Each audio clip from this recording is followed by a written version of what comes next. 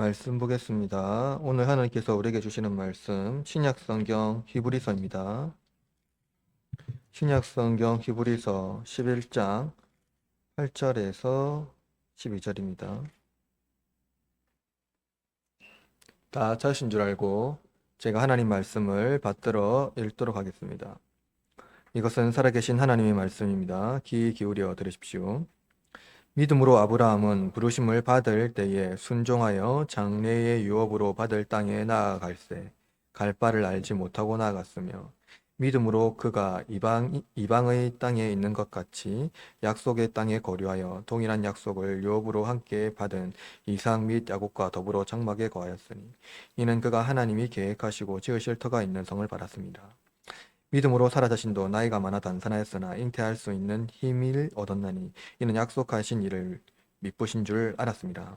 이러므로 죽은 자와 같은 한 사람으로 말미암아 하늘의 허다한 별과 또 해변의 무수한 모래와 같이 많은 후손이 생육하였느니라. 아멘. 오늘은 히브리서 말씀으로 하나님 말씀을 전하도록 하겠습니다. 어, 믿음, 인내와 신뢰로 빚어진 새로운 삶의 방식이라는 제목으로 하나님을 선포합니다. 하나님의 말씀을 선포합니다. 우리가 방금 읽었던 히브리서 11장은 믿음의 장으로 유명하죠. 11장 이 본문에서는 창조부터 노아까지, 그리고 아브라함부터 요셉에까지 이르는 그 믿음의 계보를 설명하고 있습니다. 그 계보의 중심에는 하나님의 약속을 중심으로 설명하고 있죠. 믿음은 다양한 측면이 있습니다만은 믿음에서 인내는 중요한 성품 중에 하나죠. 또한 믿음은 신뢰와 동의어입니다. 그러므로 믿음을 이야기할 때 인내와 신뢰는 항상 함께 있다는 것이죠. 오늘 우리는 본문을 통해서 믿음의 조상이라 불리는 아브라함을 살펴볼 것입니다. 하나님께서 왜 아브라함을 믿음의 조상이라 하셨을까요? 그것은 하나님의 신실하심에 의존하여서 믿음으로 약속의 땅을 떠났을 뿐만 아니라 약속의 땅에서도 정착하지 않고 이방인으로 살았기 때문입니다. 아브라함은 우르에서 거대한 바베탑 같은 거대한 그 성읍들을 보며 성장했습니다. 그렇게 쭉 인생을 살아왔지요. 그러나 그 갈대아 우르에서의 그 관습을 자신의 신앙의 태도로 만들지 않고 말씀에 따라서 새로운 삶의 방식, 즉 복음을 자신의 삶의 특징으로 삼았다는 겁니다. 본문은 아브라함이 우르에서 살았던 삶의 방식이 아니라 가나안에서의 새로운 삶의 방식을 소개하고 있습니다. 이것은 옛 거주지를 떠나 새 거주지에서 새 민족을 창조하시는 하나님의 섭리로 인도하는 것을 알 수 있습니다. 새로운 땅, 그리고 그 새로운 땅을 통해서 아브라함을 말미암는 새로운 민족, 그러니까 새롭게 만들실 하나님의 나라를 이루실 것을 말씀하고 있죠. 도시에 있는 현대인들은 도시 문화에 살면서 익숙한 방식으로 생활하지요. 이 도시 전체 안에 있는 이미 기존에 있던 익숙한 방식으로 생활한다는 거예요. 그것은 뭐냐면 복음이 아닌 이미 형성화된 도시 문화가 인류 문화 안에서 세워진 그 터 안에서 관습적으로 행동한다는 겁니다. 우리가 반응하는 대부분의 삶의 형태가 바로 그러한 관습에 의해 형성된 것이라는 거죠. 이는 신자와 비신자 간의 다른 문화권이 아니라 거의 동일한 문화에서 생활하고 있다는 것을 보여주고 있습니다. 우리는 세상 문화에서 성경 문화로 부름받은 신자죠. 세상에 살지만 하나님 말씀으로 부름받은 독특한 삶을 살아야 되는 그러한 신자로 부름받았습니다. 갈대아 우르, 즉 수메르 문명의 발생지인 바로 이 바벨론에서 부름받은 아브라함이 새로운 문화에서 평생 말씀의 순종함으로 살아낸 것 같이 우리도 이와 같이 신앙으로 부름받아 새로운 그 신앙, 그러니까 새로운 기독교 문화를, 그러니까 하나님이 말씀하신 복음의 문화를 형성해야 한다는 것을 보여주고 있습니다. 오늘 본문의 말씀을 통해서 우리에게 말씀하신 새로운 삶의 방식이 우리 교회와 또 나의 삶에 깊이 뿌려내려지기를 바랍니다. 그리고 관습과 습관이라는 사회적 삶의 방식에서 벗어나 복음이 가르쳐주는 새로운 삶의 방식으로 전환하는 그러한 우리 흐르는 장로교회 교우들 되기를 말씀을 통해서 깨닫기를 바랍니다. 우리는 믿음이라는 행위를 추상적으로 이해하는 경우가 있습니다. 믿음이라고 말하면 그것이 어떠한 구체적인 행동이 아니라 굉장히 추상적인 행동으로 이해한다는 거죠. 믿음이 좋다는 신자의 특징은 무엇입니까? 예배와 기도 생활을 열심히 하는 것에 국한시켜서 말합니다. 교회를 열심히 다니면 그러한 행위 때문에 신앙이 좋다고 이해하는 거죠. 그러나 믿음이 좋다는 신자의 특징을 가장 명확하게 설명하는 행위는 무엇일까요? 그것은 오늘 본문에 나와 있는 아브라함을 보면 알 수 있는데요. 그것은 뭐냐면 바로 순종입니다. 따라서 말하면 믿음이 좋다는 그러한 어떤 신자의 독특성은 단순히 어떠한 예배 행위를 열심히 하는 그 행위가 아니라 하나님께서 말씀하신 그 말씀에 순종하는 행위, 이것 자체가 믿음이 좋다는 그 독특성을 나타내주는 중요한 그 믿음의 근거한 행동이라는 거죠. 그래서 오늘 히브리서 11장 8절 상반절에 보면 이렇게 말합니다. 믿음으로 아브라함은 부르심을 받을 때에 뭐라고 말하죠? 순종하여라고 되어 있죠. 본문에서 부르심을 받을 때라는 이 단어가 있잖아요. 이 의미는 무엇을 말하냐면 즉각적인 반응 행위라는 거예요. 생각하거나 내가 설명을 통해서 그것을 이해해서 하는 것이 아니라 말씀이 나에게 임했을 때 그냥 즉각적으로 반사적 행위를 하는 것을 말하는 겁니다. 본문이 강조하는 것은 무엇일까요? 그러니까 아브라함이 설명과 설득에 의해서 행동한 것이 아니라 말씀을 따라서 즉각적인 순전한 순종의 행위로서의 믿음을 말하는 거죠. 따라서 하나님께서 아브라함에게 말씀하셨을 때 아브라함은 마치 위험에 처한 자녀를 구하기 위한 어떤 그 찰나의 순간에 자녀를 구하기 위해서 몸을 던진 부모처럼, 그렇죠? 그러한 순간적인 반응 행위로 하나님 말씀에 순종했다는 것을 보여주고 있는 겁니다. 따라서 아브라함의 믿음의 행위는 순간적인 반응으로서 시작되는 거예요. 창세기 12장 4절에는 이렇게 말해요. 이에 아브라함이 여호와의 말씀을 따라갔고, 그렇죠? 창세기 12장 1절에서 2절에 하나님께서 아브라함 부르잖아요. 근데 4절의 말씀을 보니까 하나님께서 아브라함 말씀하셨을 때 아브라함은 그냥 그 말씀에 즉각적으로 순종하고 따라갔다 라고 말하고 있습니다. 아브라함이 자기 고향을 떠나 언약의 땅으로 가라는 하나님 말씀에 순종하고 있어요. 그죠? 자기 고향 갈대우르를 떠나서 하란에 정착했잖아요. 근데 거기서 하나님께서 부름받아서 아버지 데려가 거기서 죽고 하나님께서 아브라함을 부르셨을 때 그 가나안 땅, 그러니까 말씀만 하셨어요. 어느 땅으로 가라라고요. 지명도 안 하시고요. 성경은 아브라함과 여호와 하나님에 대한 어떤 관련에 대한 설명이 없어요. 아브라함이 어떻게 하나님을 만났고 하나님께서 아브라함을 어떻게 찾았고 이런 관련된 설명이 전혀 없습니다. 다만 하나님께서 아브라함을 찾았고요. 그래서 하나님께서 아브라함에게 말씀하셨고요. 아브라함은 그 말씀에 순종했다는 기록밖에 없습니다. 거기에 대한 설명이 없다는 거죠. 이것은 무엇을 말합니까? 여러분, 믿음은 설명이 아니라 순종이라는 반응을 보여야 한다는 것을 말해주고 있습니다. 히브리서 11장 8절 하반절 말씀에 보면 장래의 유업으로 받을 땅에 나아갈새 갈 바를 알지 못하고 나아갔으며 라고 말해요. 우리가 잘 알고 있는 것 같이 아브라함은 하나님 말씀만을 듣고 나아갔을 뿐입니다. 그죠? 우리가 잘 알고 있듯이 아브라함은 하나님 말씀만 듣고 나아갔을 뿐 그 땅에 대한 설명을 전혀 듣지 못했어요. 어떤 땅인지 그 땅에 뭐가 있는지 아무것도 알지 못합니다. 다만 하나님께서 말씀하신 언약을 붙들고 나간 거예요. 히브리서 저자는 이를 뭐라고 말하냐면 갈 바를 알지 못하고 나갔다라고 말하고 있어요. 알고 지시한 땅으로 나간 것과 알지 못하고 지시한 땅으로 나가는 것에 대한 결정적인 차이는 무엇입니까? 알고 가는 것, 그것은 뭐예요? 요구한 설명을 듣고 또 자신이 원하는 땅으로 가는 거예요. 이것은 마치 거주지에 있다가 이사하는 것과 같습니다. 여러분, 이사할 때 그냥 이사가지 않잖아요. 충분히 그것을 조사하고 여기서 내가 거주할 수 있고 그 환경과 인프라가 무엇이 있는지 또 나의 조건과 그 조건이 맞는지 철저하게 조사하고 나서 그 공간으로 우리가 이동을 하지 않습니까? 그것은 뭐냐면 철저한 계약 관계에서 우리가 아는 땅으로 나아가는 것입니다. 그러나 알지 못하고 가는 땅, 그것은 무엇입니까? 나의 어떤 조건, 환경에 맞추어서 가는 것이 아니에요. 그냥 가라고 말씀하신 사람의 말에 의존하여 가는 거예요. 그것을 무엇이냐면 나에게 가라고 하신 그분의 성품에 의존하는 거예요.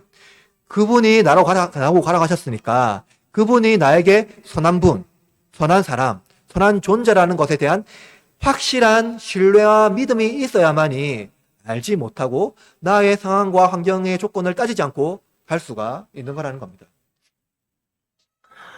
따라서 믿음이라는 무엇이냐면 계약의 조건, 나의 환경에 맞춰서 나의 조건을 달성하는 것이 아니라 말씀하신 분의 그 성품, 그의 선하심을 온전히 의존하는 것을 말하고 있는 거죠.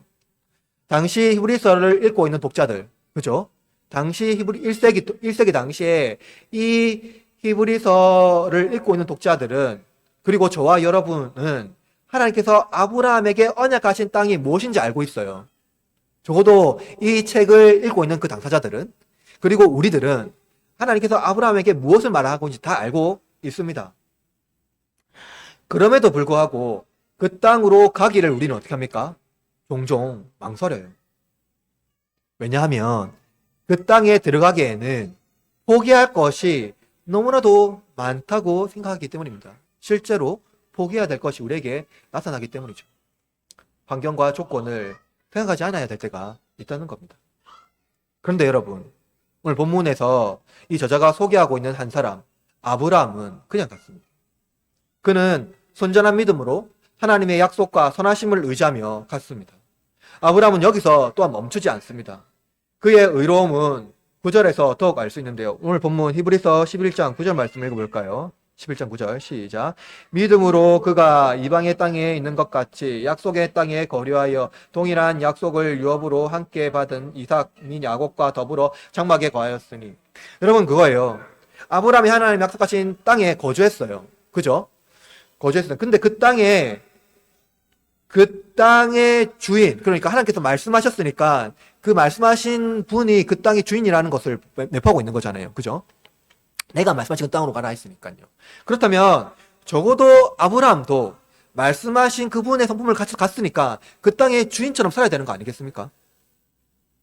거주지에서 주인처럼 살아야 되겠죠. 그 땅에서 뭔가 건설을 하고 내 거주지를 만들고 성을 만들어야 되지 않겠습니까? 그러나 매우 독특한 것이 뭐냐면 아브라함은 그 땅에서 주인이 되려고 하지 않아요. 그는 갈대아 우르에서 살았어요. 평생을요. 갈대아 우르가 어떤 곳이냐면요, 우리가 알고 있는, 성경에서 말하고 있는 바벨론이에요. 수메르 문명이 발생했던 거대한 성읍이 있었던 그 자리거든요. 그 바벨론 그 땅에서는요, 굉장히 엄청난 그 도시 문화가 발전되었던 그 땅입니다.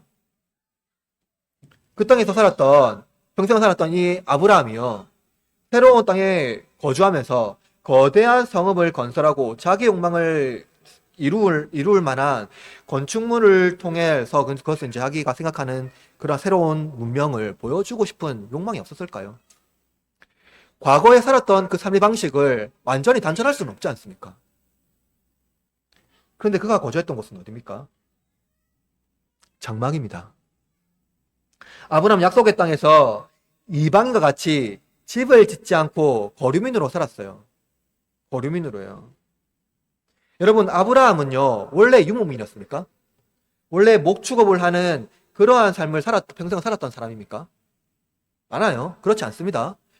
그 갈대아 우르라, 아브라함이 평생 살았던 그 우르라는 지역에는요, 상업적인 도시였어요. 그것은 어떤 물건을 사고 파는 상업의 도시였어요. 목축을 할 수 있는 도시가 아니었습니다. 거대한 도시 문명이 살았던 수메르 문명의 발생지였다고요.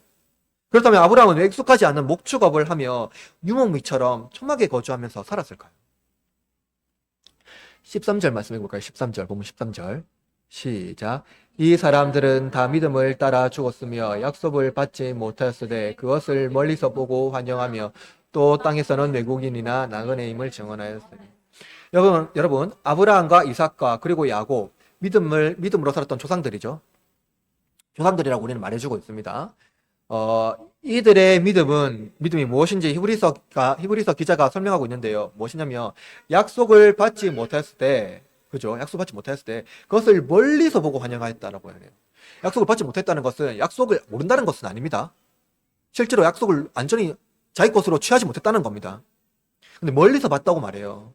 이 말씀은 히브리서 저자가 글을 기록하고 있는 시점과 아브라함이 그 하나님의 언약을 받았던 그 시점을 유념해서 봐야 돼요. 히브리서 독자들은 말씀을 약속을 받았죠. 약속을 잘 알고 있습니다. 그 약속이 무엇을 의미하는지 명확하게 알고 있어요. 그러나 아브라함은 몰라요. 약속 받았으나 그 약속이 정확히 무엇인지를 모릅니다. 그렇다면 여러분, 하나님께서 아브라함에게 약속하신 그 하늘과 별과 바다의 모래와 같은 그 언약의 자손을 주신다는 그 약속은 무엇입니까? 수많은 허다한 이스라엘 무리인데요. 그 무리는 궁극적으로 무엇으로 이루어집니까? 예수 그리스도예요. 그죠? 예수 그리스도의 복음으로 말미암아 새롭게 세워지는 뭡니까? 이스라엘 민족이 아니라 새롭게 세워지는 그리스도인을 말하고 있는 거예요. 저와 여러분인 거죠. 저와 여러분도 아브라함의 후손이라는 겁니다. 따라서 이 약속은요, 예수 그리스도로 말미암아 받은 하늘의 또 유업이라는 것을 말해요. 하늘의 유업이요.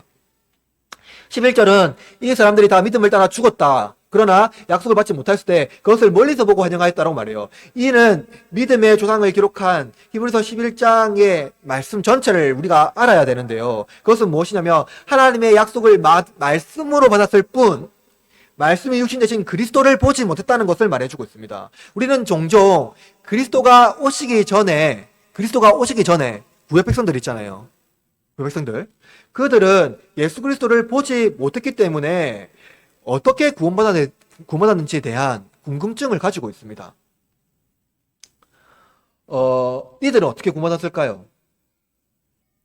하나님께서 예수 그리스도, 메시아를 보내줄 것이라는 그 확신에 대한 믿음을 가지고 구원받은 거예요. 우리에게 구원자를 보내줄 것이라는 그 믿음이요. 그럼 신약시대는요? 그 구원자를 보내주셨으니까 그 구원자를 보는 믿음으로 구원받는 겁니다. 따라서 이러한 믿음의 특징은 우리한테 무엇을 요구하냐면 이 땅의 신자들과 구약 백성들에게 무엇을 요구하냐면요. 이방인으로서의 삶의 방식을 요구하고 있다는 겁니다. 여러분, 이방인이라는 단어를요. 현대적인 단어로 바꾸어서 표현하면은요. 무엇으로 표현할 수 있냐면은요. 세입자라고 표현할 수 있습니다. 세입자. 세 주고 사는 사람이요. 그래서 본문은요, 아브람과 이삭 그리고 야곱이 장막에 거주한다고 기록한 것으로 말해주고 있습니다. 그럼 세입자는 주인이 아니죠. 주인이 아닙니다. 주인이 떠나려고 하면 자신의 가족과 세간을 들고 주거지를 떠나야 해요. 또 새로운 주거지를 찾아야 합니다. 그러나 여러분, 본문에 나와 있는 이 아브라함이 가나안에서 그 땅에서 이방인으로 살았을까요? 거주지를 사지 못하고 이방인으로 살았을까요? 아니에요. 그는 상당한 재력을 가지고 있었고요. 충분한 돈을 불리며 부자로 살아갈 충분한 능력이 있었습니다. 그러나 그는요, 성경의 말씀, 아브라함을 기록하고 있는 성경 현찰을 보면은요, 자기의 유익을 위하여 살지 않았다고 말하고 있어요. 그는 자기의 유익을 위하여 살지 않았습니다. 그는 조카 롯에게 좋은 것을 주었고요. 또 자신을 위하여서 재산을 허비하거나 또 남기지 않았습니다. 그가 언약의 땅에서요, 아브라함이 하나님께서 말씀하신 언약의 땅에서 유일하게 토지의 소유권을 얻은 그 땅은 무엇일까요? 네, 무덤입니다. 자기 아내의 무덤, 사라의 무덤과 자신의 무덤만 유일하게 토지의 소유권을 가지고 있는 그 조그만한 땅입니다. 한 사람이 눕는 무덤이라면 몇 평이겠습니까? 한두 평밖에 안 되겠죠. 그 땅밖에 없었다는 거예요. 그는 죽어서 언약의 땅에 묻혔지만 결코 세상을 사랑하는 사람이 아니라 하나님 나라를 사랑하는 사람으로 전생애를 살아냈습니다. 믿음은 이 땅에서 주인이 되는 삶을 거부하는 거예요. 믿음은 이 땅에 있는 이 땅에 있는 모든 것들이 결코 영원하지 않으며 모든 것들은 부패하고 썩어 없어질 것이라는 것을 알게 하는 것입니다.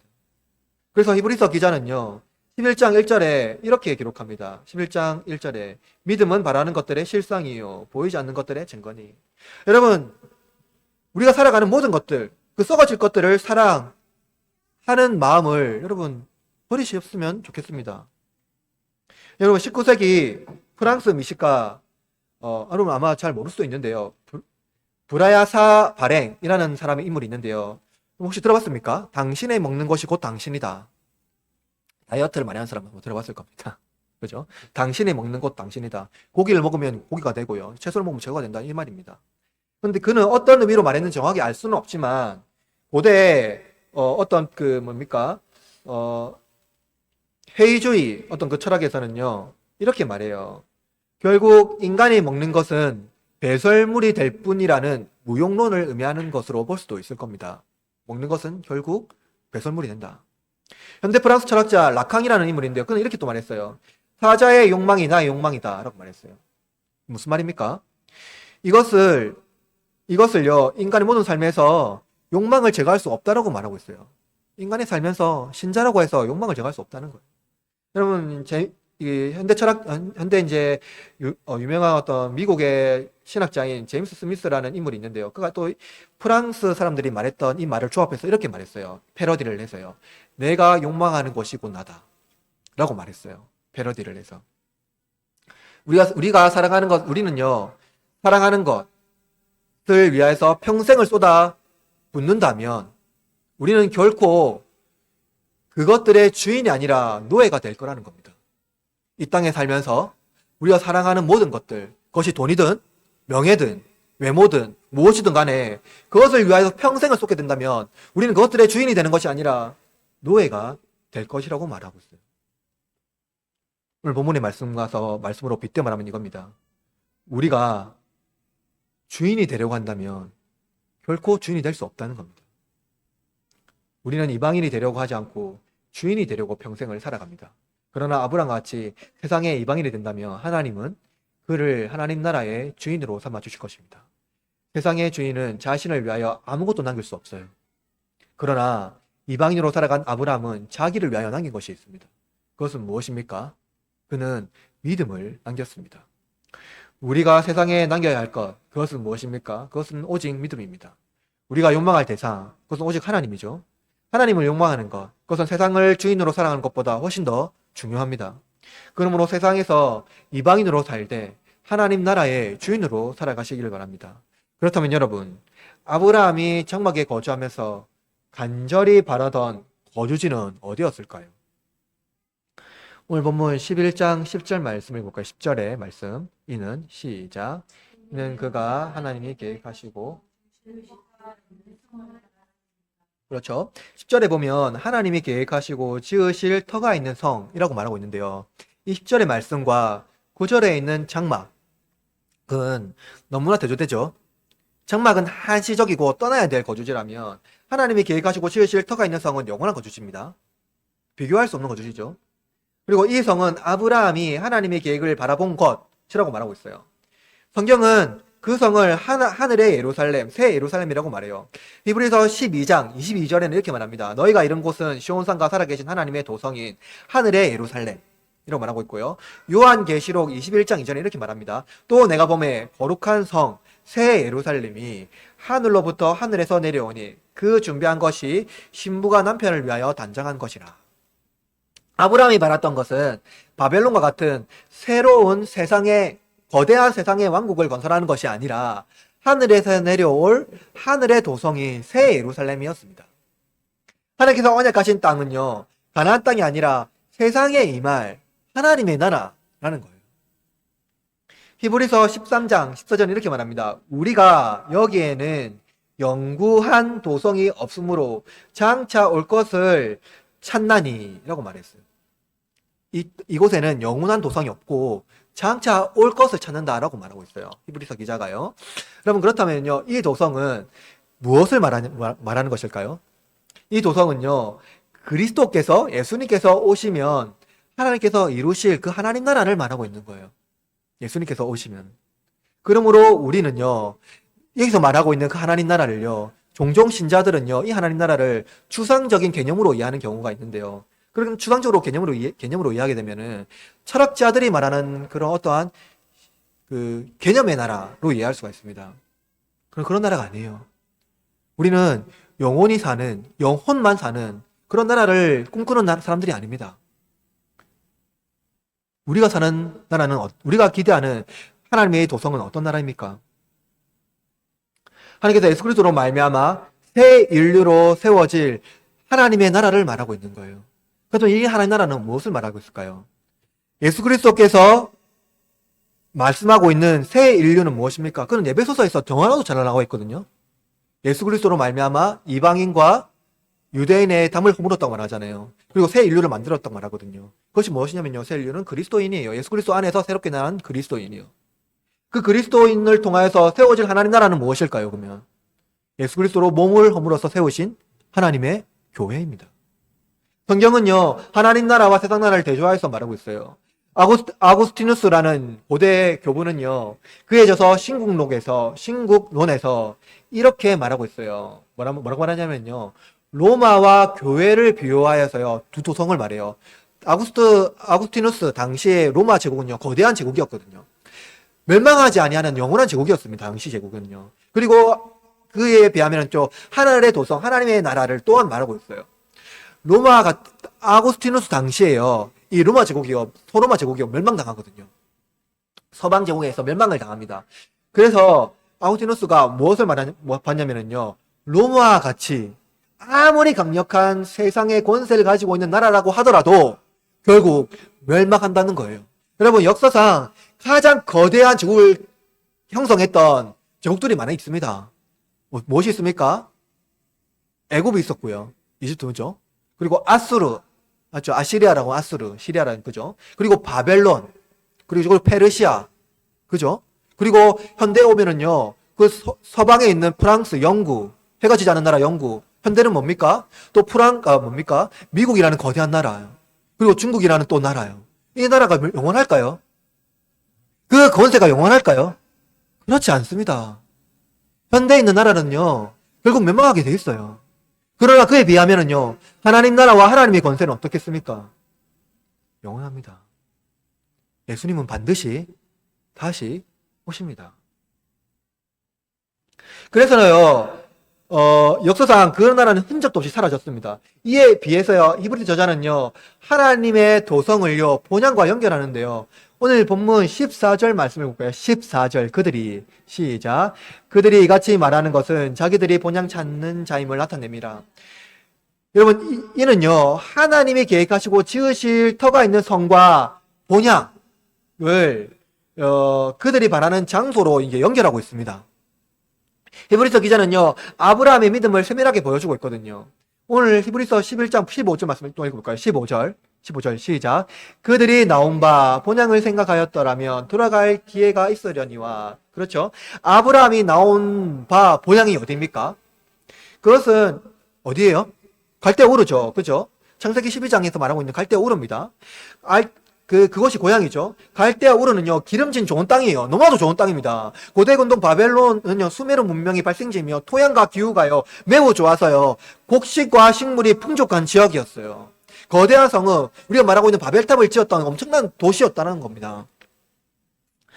아브라함이요, 그곳 출신이에요. 아브라함이 가나안 땅에서 이방인으로 살면서 언제든지 자기 고향 갈대아 우르에 대한 향수로 그 땅에 돌아갈 수 있었습니다. 얼마든지요. 이스라엘은 광야에서 잠시 생활할 때 조금만 어려움이 생기면 애굽으로 돌아가겠다라고 했어요. 이스라엘은요. 그러나 아브라함은요, 가나안 땅에서 이방인으로 평생을 살았습니다. 한 번도 갈대아로 가겠다라는 말을 한 적이 없어요. 그는 가나안에 살면서 풍족한 우르를 생각조차 하지 않았습니다. 오늘 16절 말씀 읽어봅시다. 16절. 시작. 그들이 이제는 더 나은 본향을 사모하니 곧 하늘에 있는 것이라. 이러므로 하나님이 그들의 하나님이라 일컬음을 받으심을 부끄러워하지 아니하시고 그들을 위하여 한 성을 예비하셨느니라. 더 나은 본향을 사모하는 것은 약속에 대한 믿음의 반응입니다. 하나님께서 믿음으로 사는 사람을 위하여 무엇을 말했습니까? 한 성을 예비하셨다고 말해요. 예수님께서는요, 제자들에게 내가 곧 길이요 진리요 생명이니 나로 말미암지 않고는 하나님께로 갈 수 없다고 말했죠. 그 말씀을 하시면서 아버지 집에 걸 곳이 많다고 하셨어요. 요한복음 14장 2절에 이렇게 말해요. 내 아버지 집에 걸 곳이 많도다. 그렇지 않으면 너에게 일렀으리라. 내가 너희를 위하여 거처를 예비하러 가노니. 예수님은요, 아버지의 집에 우리가 거주할 집을 많다고 말했어요. 우리 아버지 집은 거할 곳이 많다는 겁니다. 거기에 내가 너희를 위하여 예비할 처소를 마련하겠다라고 말하고 있어요. 언제요? 예수님이요, 요것만 부활하셨습니까? 아니에요. 예수님 몸이 부활했고요. 몸과 같이 아버지 집에 거하셨어요. 그 몸과 같이 아버지 집에 거하면서요. 우리가 예배할 처소를요. 예배하셨다라고 말하고 있어요. 그의 집은요. 마음의 안식을 누리는 그러한 어떤 표상적인 집이 아니에요. 환상 속에 거하는 집이 아니라는 겁니다. 예수님은 세상에 다시 오실 때 우리가 거주할 그 집을요. 예배해 주고요. 마련해 주실 거라는 겁니다. 그러므로 이 땅에 우리는요. 우리의 거할 집이 없다고 염려하고 불안함을 가지고 있을 필요가 없다는 겁니다. 우리 아버지 집은요, 거할 곳이 많습니다. 세상을 만드신 하나님은요, 우리를 거처를 마련하셔서 영원토록 우리를 그곳에서 누리게 하신다는 겁니다. 그러므로 여러분, 이 땅에서 이방인으로 살아나가는 그것을 개의치 마시기를 바랍니다. 오히려 이 땅에서 이방인의 삶을 기뻐하십시오. 하나님은 이방인의 아버지입니다. 세상의 나그네로 살아가는 아브라함, 이삭, 야곱의 하나님입니다. 그들의 하나님이라 일컬음을 받으심을 부끄러워하지 아니하시고 라고 저자는 말씀하고 있습니다. 하나님은 그들을 결코 부끄러워하지 않습니다. 이 땅에 나그네로 살아가는 사람, 이 땅에 연약한 자로 살아가는 사람, 이 땅의 주인이 아니라 잠시 지나가는 거처로, 정거장으로 자리를 마련하는 그러한 사람들을 하나님은 부끄러워하지 않는다라고 말하고 있습니다. 이 땅에 주인으로 살아가기보다는 나그네로 살아가는 삶을 기뻐하십시오. 우리는 세상의 소유가 영원하다고 믿는 자들이 아니라 하나님이 주신 것을 감사하며 기쁨으로 살아가는 자들입니다. 우리는 이 땅의 이방인이지만 하나님 나라의 주인이라는 것을 잊지 마십시오. 바울은 이렇게 말합니다. 빌립보서 3장 20절에 그러나 우리의 시민권은 하늘에 있는 자라 거기로부터 구원하는 자 곧 예수 그리스도를 기다리노니. 우리는 예수님이 오실 것을 기다렸던 족장의 믿음의 후손들입니다. 아브라함, 이삭, 야곱의 후손들입니다. 예수님이 세상에 오셨고 우리는 하나님 나라의 백성으로 세상의 왕노릇하는 자들입니다. 참된 믿음으로 하나님 나라를 바라보고 또 예수님이 다시 오실 것을 반드시 소망하고 살아가시길 바랍니다. 마지막으로 우리는 하나님 나라의 시민이지만 우리의 믿음은 또한 그렇게 완벽하지 않다는 겁니다. 그렇죠? 우리 하나님 나라의 백성이지만 우리의 믿음이 여전히 연약하다는 거예요. 아브라함도 마찬가지입니다. 그가 하나님께서 믿음으로 의롭다함을 받은 것은 하나님을 완벽히 신뢰해서 얻은 것이 아닙니다. 이는 창세기 15장에 나온 하나님과 아브라함의 믿음으로 말미암은 언약 사건을 배경으로 하고 있습니다. 창세기 15장을 배경으로 보면 아브라함은 환상 중에 하나님께서 그에게 언약하신 언약을 다시 상기시켜 줍니다. 창세기 15장 2절에 이렇게 말합니다. 아브라함이 이르되 주 여호와여 무엇을 내게 주시려 하나이까 나는 자식이 없사오니 나는 상속자는 다메섹 사람 엘리에셀이나이다. 아브라함은 초기부터 하나님 말씀에 순종했죠. 그러나 하나님께서 즉시 그 언약을 이루지 않고요. 아브라함이 점점 힘이 없을 때까지 기다리셨습니다.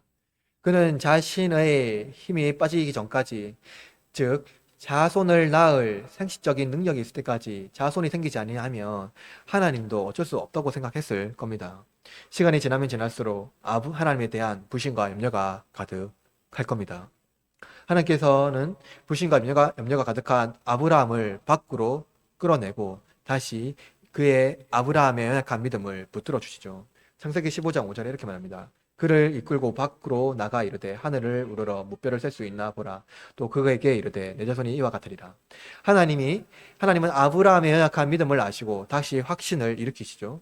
그의 믿음 없음을 불쌍히 여겨주십니다. 여러분 생각해 보십시오. 여러분이 믿음이 없어 무너질 때 불신과 염려가 여러분의 마음을 장악하려고 할 때 하나님은 여러 가지 방법으로 우리의 연약한 믿음이 생기도록 이끄십니다. 아브라함에게 믿음을 일으키신 하나님은 우리에게도 동일하게 믿음을 일으키십니다. 그때 아브라함은 이렇게 고백합니다. 창세기 15장 6절 아브라함이 여호와를 믿으니 여호와께서 이를 그의 의로 여기시고. 그때 하나님께서는 아브라함의 믿음을 의롭다 여겨주십니다. 하나님께서 설득하고 보게 하심으로 그의 믿음을 불러 일으킨 후에 아브라함이 여호와를 믿으니 라고 말하고 있어요. 여러분 이것을 기억해야 됩니다. 믿음은요, 대단한 결단이 아니라는 겁니다. 무엇인가 대단한 결단을 가지고 내가 무엇인가 반드시 이루겠다 하는 그런 대단한 결단이 아니라는 거예요. 믿음은 연약한 우리, 믿음 없는 우리를 하나님께서 설득하신 그 결과라는 겁니다. 성령님은 하나님께서 우리를 위하여 행하신 큰 일을 기억하게 하심으로 우리를 구원을 얻게 하십니다. 바울은 아브라함의 믿음을 이렇게 기록합니다. 로마서 4장 2절에서 3절에서 이렇게 말합니다. 만일 아브라함이 행위로서 의롭다 하심 받았으면 자랑할 것이 있으려니와 하나님 앞에서는 없느니라. 성경이 무엇을 말하느냐? 아브라함이 하나님을 믿음에 그것이 그에게 의로 여겨진 바 되었느니라. 그렇습니다. 그는 행위가 아니라 하나님께서 연약한 자를 붙드셔서 그의 믿음을 이롭게 또 자랑한 것이라고 말하고 있어요. 그래서 여러분, 믿음은 연약한 자를 붙드셔서 의로운 자로 인정해 주시는 하나님의 은혜라는 겁니다. 이것이 은혜죠. 이것이 또한 믿음입니다. 그래서 바울은 또한 이렇게 말하는데요. 로마서 1장 17절에 이렇게 말합니다. 복음에는 하나님의 의가 나타나서 믿음으로 믿음에 이르게 하나니 기록된 바 오직 의인은 믿음으로 말미암아 살리란과 같으니라. 복음은 연약한 자를 변화시키는 능력이 있죠. 이 변화시키는 능력이 바로 예수 그리스도의 의라고 말하고 있습니다. 예수님은 하나님의 유일한 의입니다. 왜냐하면 오직 예수님의 의가 신자의 모든 악한 권세 중에도 견디게 하는 능력을 부여하기 때문입니다. 그러므로 히브리서 기자는 예수님이 신자에게 인내라는 동력을 제공하는 원천이라고 말해주고 있습니다. 예수님은 신자 연약함을 동정하심으로 우리의 고통을 깊이 체험하시기 때문입니다. 히브리서 4장 15절 이렇게 말합니다. 우리에게 있는 대제사장은 우리의 연약함을 동정하지 못하실 이가 아니오 모든 일에 우리와 똑같이 시험을 받으신 이로되 죄는 없으시니라. 여러분 방금 읽은 본문에서 대제사장은 우리의 연약함을 동정하지 못하실이라고 되어 있는데요. 여기서 동정이라는 이 단어는요. 개역 한글에는 체휼이라고 되어 있습니다. 대제사장이신 예수님이 성육신하심으로 우리와 같은 몸을 가지셨죠. 그리고 우리와 같이 되심으로 우리의 연약함을 직접 경험적으로 아신다고 말하고 있습니다. 인간의 육체가 얼마나 유혹에 연약하며 세상의 것을 쉽게 포기하지 못하는지 너무나 잘 아신다는 겁니다. 세상의 것을 포기하지 못하는 우리의 욕망과 명예욕, 그리고 아름다운 것을 사랑하는 그 헛된 욕망이 우리를 사로잡고 있다는 겁니다. 우리는 헛된 것을 사랑하고 그것이 참된 것이라고 또한 생각합니다. 하나님은 세상의 것들을 도구로 사용하라고 주셨지만 우리는 오히려 그것을 향유하며 사랑합니다. 그러나 성경은 우리와 같은 인간이 되신 예수님이 우리의 형편을 너무나도 잘 알고 계신다고 말해주고 있죠. 그래서 히브리서 저자는 이렇게 기록합니다. 히브리서 11장 6절에 믿음이 없이는 하나님을 기쁘게 하시지 못하나니 하나님께 나아가는 자는 반드시 그가 계신 것과 또 그가 자기를 찾는 자에게 상 주심을 믿어야 할지니라 라고 말합니다. 여러분, 믿음이 없이는 하나님을 기쁘게 하지 못합니다. 이는 예수 그리스도 없이는 하나님을 기쁘게 하지 못한다는 겁니다. 예수님을 통해서만이 하나님을 알 수가 있습니다. 그래서 히브리서 기자는 하나님께 나아가는 자는 그가 계신 것을 아는 자라고 말하고 있어요. 이어서 자기를 찾는 자에게 상 주심을 믿어야 한다고 말하고 있습니다. 여러분, 구약의 백성들은 애굽에 좋은 것을 사랑했죠. 그리고 포로 이후에 예루살렘에 복귀한 유다 백성들도 바벨론의 좋은 것을 탐욕했습니다. 세상에 좋은 것들이 너무나도 많아요. 그래서 하나님은 자기를 찾는 자에게 상 주심을 믿어야 한다라고 말하고 있습니다. 세상에 헛된 것은 부패하고 없어질 것이지만 하나님께서 주실 상은 영원하다라고 말하고 있습니다. 우리의 탐욕은 돈, 명예, 성공과 야망을 추구하고 조급함으로 우리를 이끌어갑니다. 조금이라도 빨리 그것을 성취해야 된다라고 이끌어가고 있어요.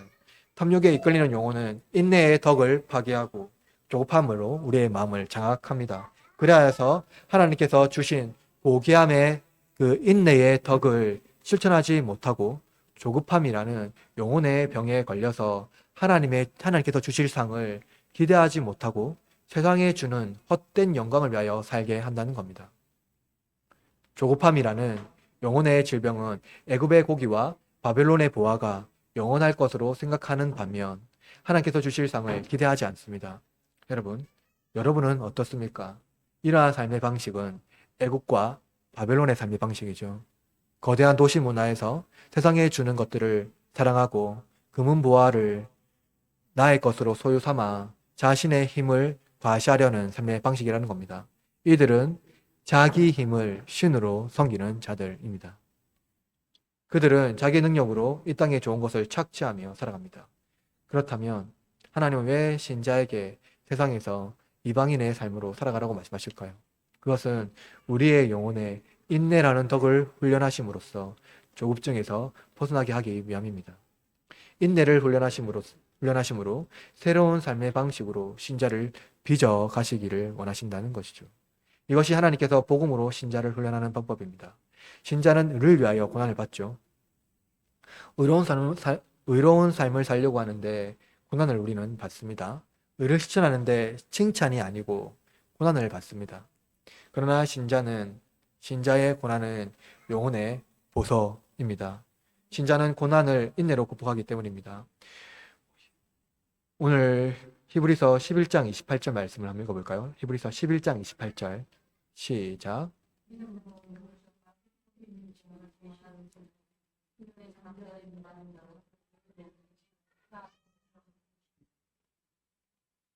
히브리서 11장 28절에 보면은 그리스도를 위하여 받는 수모를 애굽의 모든 보화보다 더 큰 재물로 여겼으니 이는 성주심을 바라봅니다 라고 말하고 있습니다. 여러분, 하나님께서 이 땅의 좋은 것을 하늘의 것으로 바꾸셔서 장차 하늘의 성이 이 땅에 올 때에 영원히 누릴 금은 보화로 바꾸어 주신다는 것을 말해주고 있다는 겁니다. 이 땅에 좋은 것을 기대하는 헛된 영광을 포기하고 참된 하늘의 영광을 사모하시기를 바랍니다. 하나님께서 주실 것을 바라보며 나아가십시오. 수많은 우리의 믿음의 조상들은 바로 그렇게 하나님께서 주실 하나님의 상을 바라보며 나아갔습니다. 이 땅의 고난을 기뻐하며 하나님께서 우리에게 주실 그 하늘의 상을 바라보며 인내와 믿음으로 나아갔다는 것을 말해주고 있죠. 이것이 바로 신자가 살아가는 바로 믿음의 삶입니다. 사랑하는 성도 여러분, 오늘 우리는 히브리서 기자가 기록한 아브라함의 믿음을 살펴보았습니다. 그 믿음은 이 땅의 것을 사모하는 것이 아니라는 것이죠. 이 땅은 고난과 역경을 인내하며 여호와를 신뢰하며 하나님께서 주실 계획하시고 바라보실 그 성을 바라보며 살아가는 것입니다. 특히 믿음은 대단한 결단이 아니라 염려와 불신이 가득한 삶에 하나님이 찾아오시고 그를 설득하심으로 얻어낸 결과물이라는 것을 여러분 믿으시기를 바랍니다. 의인은 이 땅 위에 자신의 왕국을 건설하지 않고 하늘 본향을 바라보며 상주실 일을 따라가는 사람들이라는 겁니다. 이 땅 위에 하나님께서 주시는 놀라운 하늘 상을 바라보면서 믿음으로 인내하며 비록 이 땅의 주인이 아니지만 이방인으로서 하늘의 상을 바라보며 믿음으로 살아내는 저와 여러분이 되기를, 그런 장로교회 교우들 되기를 주님의 이름으로 축복합니다.